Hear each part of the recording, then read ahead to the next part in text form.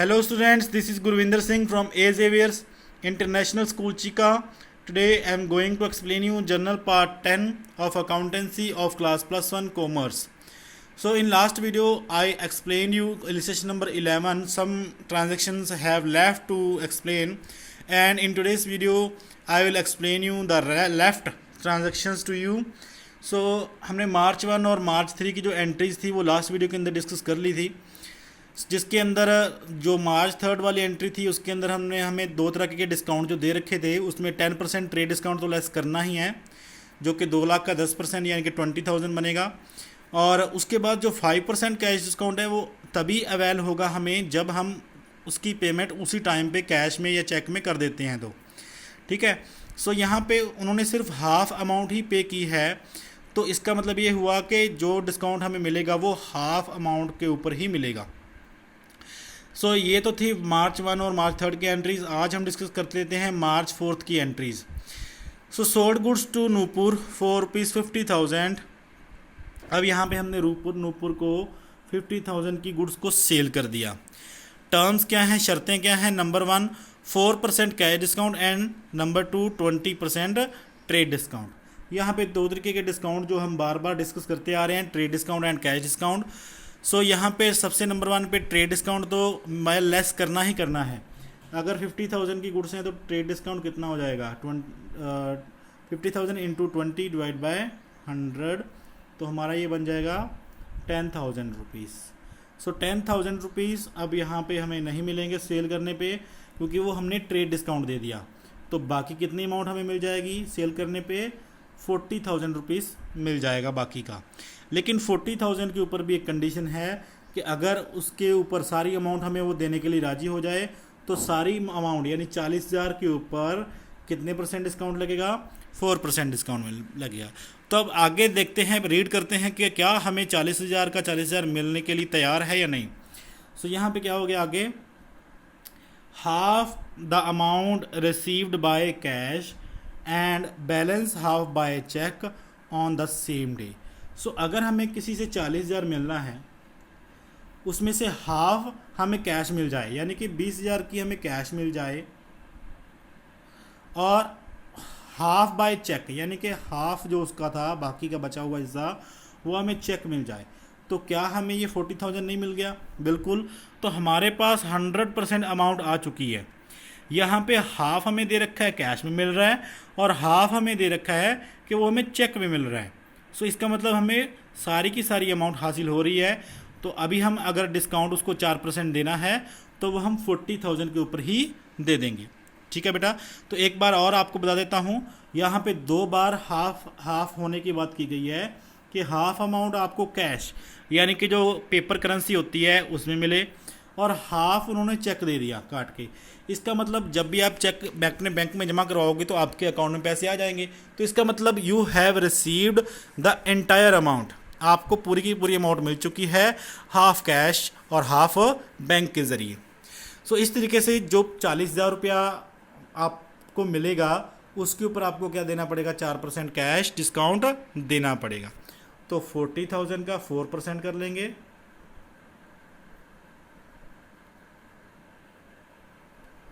तो ये बन जाएगा 1,600 रुपीज़। सो 1,600 रुपीज़ का आपको कैश डिस्काउंट में देना पड़ेगा। अब अगर 1,600 रुपीज़ भी आपको नहीं मिलेंगी, 40,000 आपको मिलने थे, 1,600 शर्तों के मुताबिक आपको डिस्काउंट देना पड़ेगा, और बाकी बच जाएगा 38,400। अब 38,400 की अमाउंट जो आपको मिलनी है, हाफ मिलनी है कैश और हाफ मिलनी है बैंक के ज़रिए या फिर चेक के द्वारा। तो हाफ कर देंगे तो बन जाएगा 19,200 रुपीज़ ईच, यानी कि 19,200 by cash and 19,200 by cheque. तो इसकी जनरल एंट्री अब हमें बनानी है। सो ये तो हमने डिसाइड कर लिया है कि 19,200 चेक से रिसीव करेंगे और 19,200 बैंक से रिसीव करेंगे। और अब इसकी एंट्री, जनरल एंट्री क्या बननी चाहिए? अब सेल हो रही है गुड्स की, तो सेल अकाउंट आ गया। क्या हमें जितनी हमने सेल की 100% सेल का सारा पैसा रिसीव हो गया? बिल्कुल, हाफ चेक में और हाफ कैश में रिसीव हो गया। तो इसका मतलब एक तो जो बैंक में रिसीव हुआ, चेक में रिसीव हुआ है, तो वो बैंक के लिए, और दूसरा जो कैश में रिसीव हुआ है तो उसके लिए कैश अकाउंट। तो ये 3 अकाउंट हो गए। क्या और भी कोई अकाउंट आएगा? बिल्कुल, यहाँ पे ट्रेड डिस्काउंट तो नहीं आएगा कभी भी, लेकिन कैश डिस्काउंट हमेशा ही रहेगा 4%। तो ये कितना बना था? 1600 बना था कैश डिस्काउंट, या फिर इसको हम डिस्काउंट रिसीव्ड भी कह सकते हैं। ठीक है, तो ये अकाउंट्स हमने फाइंड कर लिए, जो अकाउंट्स हमने डेबिट या क्रेडिट करने हैं। अब देखें कौन सा अकाउंट डेबिट होगा, कौन सा अकाउंट क्रेडिट होगा। तो उसके लिए इनके नेचर को जानना होता है हमें, और उस नेचर के मुताबिक उस रूल को हमने लर्न करना होता है। सेल्स का नेचर क्या होता है? नॉमिनल। बैंक का नेचर क्या होता है? पर्सनल। बैंक पर्सनल अकाउंट है बेटा, ये रियल अकाउंट नहीं हो सकता, क्योंकि बैंक एक अपने आप में कंपनी है, शाखा है अलग से, है ना। सो बैंक एक पर्सनल अकाउंट है, ना कि एक रियल अकाउंट। सो कैश यहाँ पे रियल अकाउंट है, क्योंकि कैश एक वस्तु है, चीज़ है। ठीक है, और डिस्काउंट रिसीव्ड क्या है? नॉमिनल। ठीक है, जो एक्सपेंस या इनकम होती है वो नॉमिनल में होती है, जो चीज़ें होती हैं, वस्तुएं होती हैं, वो रियल में होती हैं, और जो नाम हैं या कंपनियों के नाम हैं या बैंकों के नाम है वो पर्सनल में होते हैं। तो यहाँ पे नॉमिनल का रूल क्या कहता है? एक्सपेंस डेबिट और इनकम क्रेडिट। तो सेल क्या है? इनकम है, बिल्कुल इनकम है, तो क्रेडिट कर देंगे। बैंक पर्सनल अकाउंट है। अब पर्सनल का रूल कहता है कि जो रिसीवर बंदा होगा उसको डेबिट करो, और जो गिवर बंदा होगा उसको क्रेडिट करो। जब बैंक में पैसा आएगा, हमारा बैंक की बात कर रहे हैं हम यहाँ पे, जब हम अपने बैंक में चेक लगाएंगे तो हमारे बैंक में पैसा आ जाएगा किसके अकाउंट से? जिसने को भी हमने सेल किया था, यानी कि नूपुर के अकाउंट से पैसा ट्रांसफ़र हो जाएगा हमारे अकाउंट के अंदर। सो इसका मतलब हमारा बैंक उस पैसे को रिसीव कर रहा है। सो पर्सनल अकाउंट के मुताबिक रिसीवर को क्या किया जाता है? डेबिट किया जाता है। तीसरा है कैश अकाउंट। अब कैश अकाउंट भी आपके पास आ रहा है, कैश रियल के मुताबिक जब भी कोई चीज़ आती है तो उसको क्या कर देते हैं? डेबिट कर देते हैं। तीसरा है डिस्काउंट रिसीव्ड। यहाँ पे इनकम्स होगी तो क्रेडिट होगा, एक्सपेंस होगा तो डेबिट होगा। तो डिस्काउंट रिसीव्ड एक इनकम है, तो इसको भी क्या कर देंगे? क्रेडिट। तो यहाँ पे 2 entry, bank account debit, cash account debit हो जाएगा। और डिस्काउंट रिसीव्ड, सॉरी एक मिस्टेक है, यहाँ पे डिस्काउंट रिसीव्ड नहीं है, ये है डिस्काउंट अलाउड। डिस्काउंट अलाउड किया कैसे है? क्योंकि जब सेल करते हैं हम गुड्स को तो हमें रिसीव नहीं होता, हमें उल्टा कम पैसे मिल रहे हैं, तो इसका मतलब हम अलाउ कर रहे हैं। ठीक है, तो सेल करने पे अलाउ होता है, परचेज करने पे हम रिसीव करते हैं। तो ये डेबिट की क्रेडिट की जगह पे क्या हो जाएगा? डेबिट, क्योंकि ये क्या है? एक्सपेंस है, ना कि इनकम। सो यहाँ पे bank account debit, cash account debit, discount allowed account debit and 2 sales credit entry आ जाएगी। तो इस तरीके से हमने जनरल एंट्रीज की पास कर देनी है मार्च 4 की। सो मार्च 4 को देख लीजिए, कैश अकाउंट डेबिट कर दिया हमने, 19,200 ही रिसीव हुआ था। बैंक अकाउंट डेबिट कर दिया 19,200, टोटल हो गया 38,400 जो कैश में और बैंक में रिसीव हुआ। डिस्काउंट हमने अलाउ कर दिया 1600 रुपये का। ठीक है, तो कितने रुपए की चीज़ें बेच दी हमने? 40,000 रुपीज़ की। तो टोटल सेल्स कितने की होगी? 40,000 रुपीज़ की। अंडरस्टूड है। नेक्स्ट चलते हैं। March 6 sold goods to Anuradha for rupees 1 lakh on term 10% trade discount and 5% cash discount if the payment is received within 5 days. Sorry, if the payment is received within 15 days. 80% payment is received on March 18 by check. तो यहाँ पे cell कर रहे हैं हम अनुराधा को 1 lakh rupees में। शर्तें क्या हैं? 10% मिलेगा ट्रेड डिस्काउंट और 5% कैश डिस्काउंट मिलेगा अगर पेमेंट जो है कितने दिनों के अंदर अंदर हो जाती है? 15 दिनों के अंदर अंदर हो जाती है। तो यहाँ पे बेटा जो पेमेंट यहाँ पे बात कर रहे हैं हम रिसीव करने की, 80% पेमेंट जिसके बारे में वो कह रहा है कि रिसीव हो गई, 80% पेमेंट रिसीव हो गई 18 मार्च को। हमने सेल कब की थी? 6 मार्च को। पेमेंट कब रिसीव हो गई? 18 मार्च को। तो यहाँ से एक पहले ये निकालिए कि क्या ये 15 डेज़ के अंदर अंदर की डेट है या नहीं है। क्योंकि 15 डेज़ क्यों कैलकुलेट करने हैं, क्योंकि उन्होंने हमें शर्त दी है कि 15 डेज़ के अंदर अगर वहाँ पे कैश में रिसीव हो जाती है तो इसका मतलब 5% कैश डिस्काउंट देना पड़ेगा हमें। सो 15 डेज़ हमें कैलकुलेट करने हैं कि 6 मार्च से 18 मार्च 15 डेज़ हो जाते हैं या नहीं। ठीक है, तो देखिए मार्च 6 है, 6 से 16 तक आपके 10 डेज़ हो जाते हैं, 17 एंड 18 यानी कि आपकी 12 डेज़ के अंदर ही पेमेंट रिसीव हो गई। शर्त क्या थी? 15 दिनों की। कब पेमेंट रिसीव हुई? 12 दिनों के अंदर अंदर। तो इसका मतलब कि आपको ये जो 5% कैश डिस्काउंट है ये 80% की अमाउंट के ऊपर देना पड़ेगा। जो ये 18 मार्च वाली एंट्री है, अभी 6 मार्च चल रही है तो 6 मार्च को नहीं करेंगे, ये 18 मार्च को ही एंट्री करेंगे। अभी सिर्फ हम उधार में वस्तुएं बेचने की एंट्री करेंगे, क्योंकि 6 मार्च को आपको एक भी रुपया नहीं मिला सेल करने पे, क्योंकि 80% जो अमाउंट मिली है आपको वो कब मिली है? 18 मार्च को मिली है। समझ में आ गया है? ये उधार सेल करने की हमने एंट्री करनी है, क्रेडिट सेल करने की एंट्री करनी है। वो इसलिए क्योंकि आपको जो 80% अमाउंट रिसीव हुई है वो 18 मार्च को हुई है, ना कि 6 मार्च को। तो इसलिए ये उधार की एंट्री करनी है। तो 1 लाख रुपये उधार सेल करने की एंट्री या क्रेडिट सेल करने की एंट्री करेंगे हम, जिसमें नंबर 1 पे हम कैलकुलेट कर लेते हैं कि कितनी अमाउंट की सेल हुई है। 1 लाख के ऊपर 10% ट्रेड डिस्काउंट लगाना है, 5% कैश डिस्काउंट का कुछ नहीं करना अभी। सो ये बन जाएगा 10,000 और 1 लाख में से 10,000 माइनस कर देंगे तो सेल कितने की हो जाएगी? 90,000 रुपये की। क्लियर है? सो यहाँ पे हम अनुराधा को 90,000 रुपये की चीज़ें सेल कर रहे हैं। सो इसकी एंट्री कर देंगे। सेल करने की क्या आएगी? 6 मार्च को यहाँ पे नंबर 1 2 अकाउंट्स हमने निकाल लेने हैं, सेल, और दूसरा ये क्रेडिट है, उधार में बेच रहे हैं तो अनुराधा का नाम लेना है, ना कि कैश या बैंक। ठीक है, कैश या बैंक तब आएगा जब हमें पेमेंट रिसीव होगी। तो अनुराधा और सेल 2 अकाउंट्स हैं। अनुराधा पर्सनल है और सेल्स क्या है? नॉमिनल। नॉमिनल में इनकम को क्या कर देते हैं? क्रेडिट। और अनुराधा में पर्सनल में जो बंदा रिसीवर होता है उसको डेबिट और जो बंदा गिवर होता है उसको क्रेडिट करते हैं। तो हम अनुराधा को गुड्स दे रहे हैं तो मतलब वो रिसीवर हो गई, तो रिसीवर होने वाले को क्या कर देते हैं? डेबिट। तो उसकी 6 मार्च की एंट्री देख लीजिए। So Anuradha account debit to sales, ठीक है, 90,000 एंड 90,000। अभी हमने पेमेंट रिसीव करने की एंट्री नहीं करनी, वो किस डेट को करनी है? मार्च 18 को। ये अगली ही एंट्री है, वही वाली सेम। तो उस अगली एंट्री को एक बार डिस्कस कर लेते हैं यहीं पे। देखिए आपको अनुराधा से कितने रुपए लेने हैं? 90,000 रुपीज़ लेने हैं अनुराधा से। क्यों? क्योंकि आपने 6 मार्च को उसको क्या किया था? सेल किया था। सो मार्च 18 को उसने आपको कितनी अमाउंट पे कर दी थी? 80% अमाउंट आपको पे कर दी थी।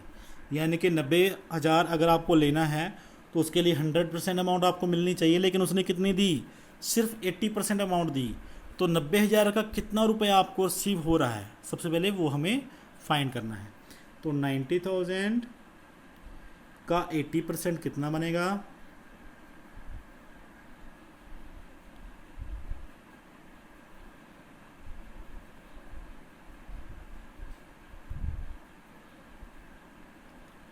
तो बेटा 72,000 रुपीज़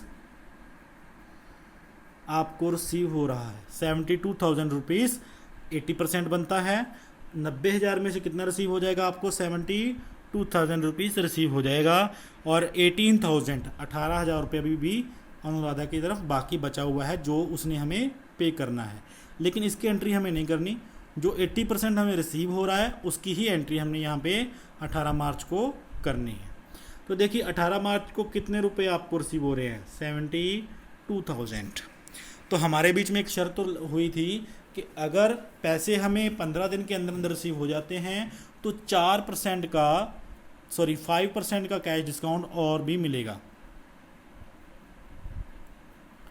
यहाँ पे 4% है, ये बाय मिस्टेक लिख रखा है इन्होंने, 5% कैश डिस्काउंट, तो यहाँ पे 4% कैश डिस्काउंट है।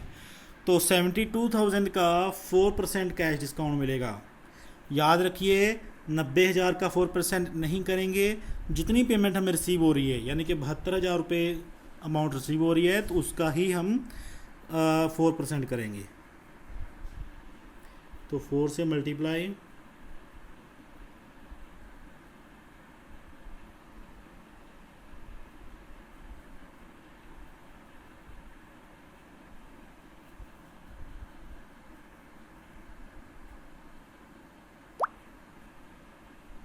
सॉरी यहाँ पे 5% का डिस्काउंट ही है तो हम 5% ही लगाएंगे। 72,000 का 5%,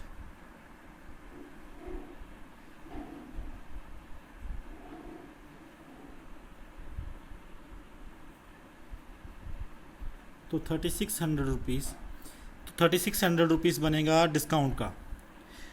तो यहाँ पे जब हमें पेमेंट रिसीव हो रही है तो नंबर एक कि वो चेक के द्वारा रिसीव हो रही है हमें, तो चेक के द्वारा रिसीव हो रही है तो सारे के सारे पैसे जो आएंगे वो कहाँ पे आएंगे, बैंक में आएंगे।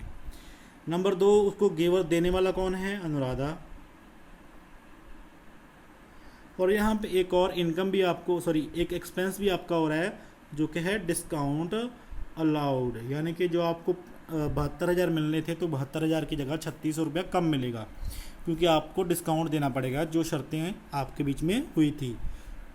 सो यहाँ पे बैंक अकाउंट आपका पैसे आ रहे हैं तो डेबिट हो जाएगा, अनुराधा गिवर है तो क्रेडिट हो जाएगा, और डिस्काउंट अलाउड एक्सपेंस है तो उसको भी डेबिट कर दोगे।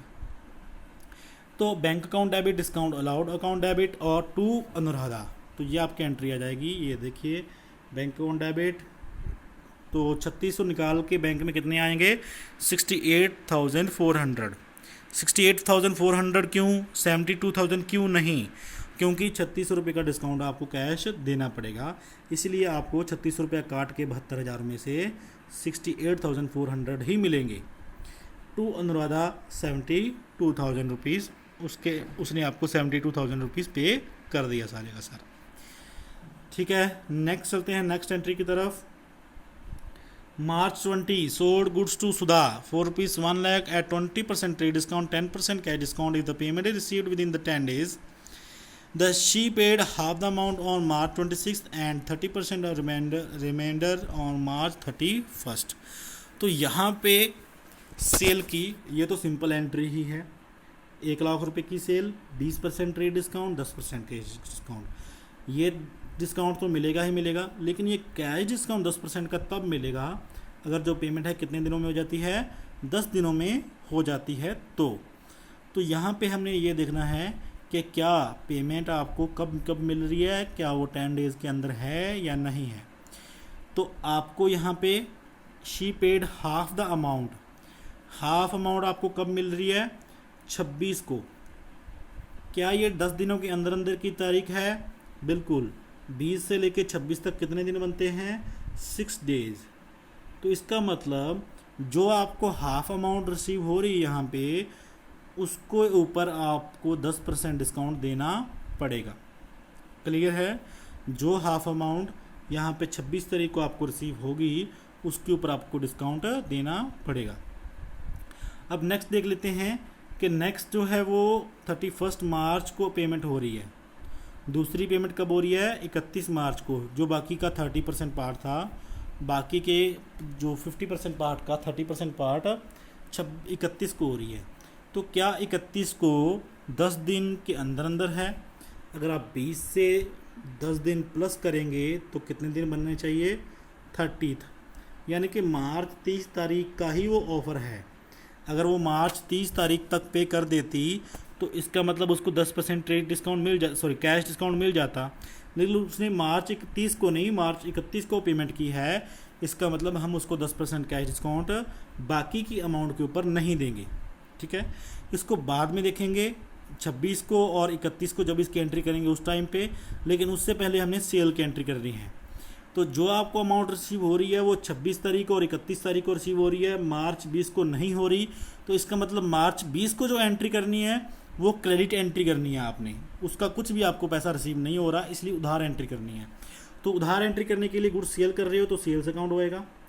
नंबर 2 पे आपको ना तो कैश मिल रहा है ना ही बैंक में पैसे आ रहे हैं, तो इसका मतलब सुधा का अकाउंट आपने लेना है साथ में। तो यहाँ पे सुधा जो है आप गुड्स उसको दे रहे हो तो रिसीवर हो गई, तो डेबिट कर दिया आपने। आप गुड्स सुधा को दे रहे हो और सुधा आपसे गुड्स को रिसीव कर रही है, तो सुधा रिसीवर हो गया, डेबिट। सेल्स, सेल्स काउंट क्या है, इनकम, तो क्रेडिट। तो एक एंट्री आपकी आ जाएगी मार्च 20 को, sales Sudha account debit to sales. So देखिए मार्च 20 को आपने एंटर की है Sudha account debit to sales. Total आपकी अमाउंट कितने की है, 1 लाख रुपए का 20%।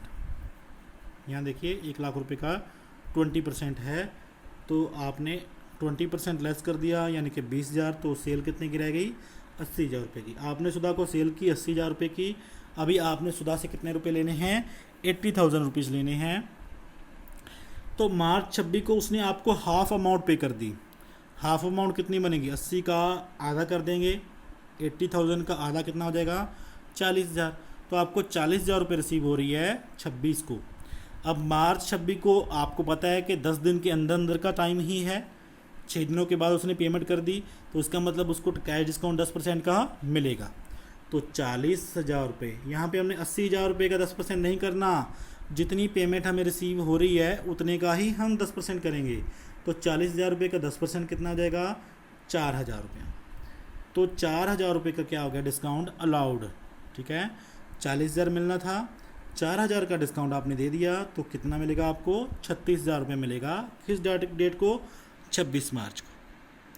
तो यहाँ पे कैश आपके पास आ रहा है तो डेबिट कर दिया आपने। कितना कैश आ रहा है, 36,000। डिस्काउंट अलाउड एक्सपेंस है, डेबिट कर दिया आपने 4,000। टू सुधा, सुधा के अकाउंट को क्रेडिट कर दिया 40,000। ठीक है, सुधा को आपने डेबिट किया था 80,000 के साथ, कि सुधा ने आपके 80,000 देने थे। अब आपने सुधा को 40 के साथ क्रेडिट कर दिया, तो मतलब अभी उसकी पेमेंट कितनी रह गई है, 40,000 रुपया बाकी बच गया। सुधा से आपने भी 40,000 और लेना है।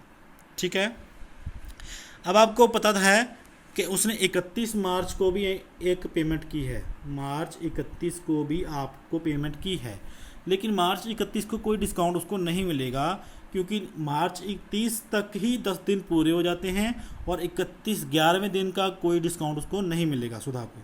ठीक है, सो यहाँ पे 40,000 अमाउंट बाकी बच गई थी जो हमने सुधा से लेनी थी।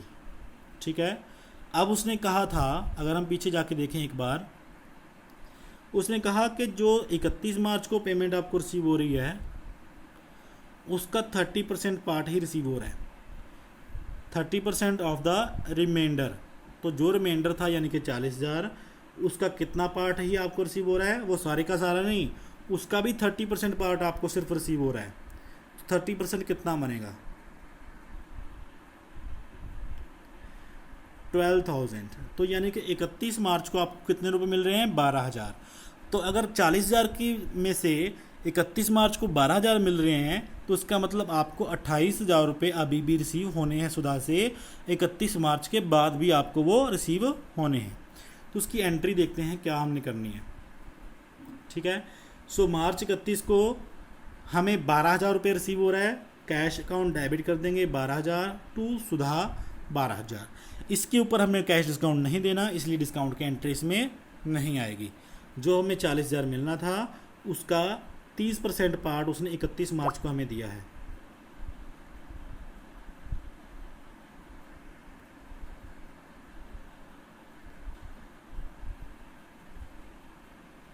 ठीक है, तो 40,000 रुपीज़ का 30% हमने पहले कर दिया, तो 12,000 रुपये आपको रिसीव हो जाएगा मार्च 31 को। इसके ऊपर कोई डिस्काउंट नहीं आएगा।